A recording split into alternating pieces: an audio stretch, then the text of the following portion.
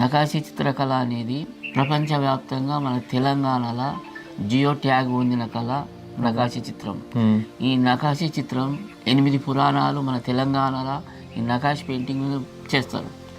రామాయణం తీసుకోండి, జాంబవంత పురాణం తీసుకోండి, కృష్ణలీల తీసుకోండి, శివపురాణం తీసుకోండి, తర్వాత మహాభారతం తీసుకోండి, ఈ మంగళోళ్ళది పురాణం ఉంటుంది, గంలోళ్ళ పురాణం ఉంటుంది, సాకులోళ్ళది పురాణం ఉంటుంది, మాలోళ్ళ పురాణం ఉంటుంది.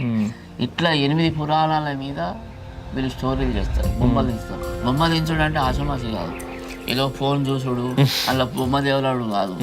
ఊహించుకొని టకా టకా టకా టకా బొమ్మలు వేస్తారు. భూమి మీద ఎన్ని జీవరాశులు, పాత ఇండ్లు ఎట్లుంటాయి, వ్యవసాయ బావులు ఎట్లుంటాయి, మూట ఎట్లా కొడతారు, వరి ధాన్యం ఎట్లా పండిస్తారు, వరి ఎట్లా దొక్కుతారు, ఇదంతా మనకు కథ చెప్తాంటే మేము చిత్రాలు గీస్తుంటాం.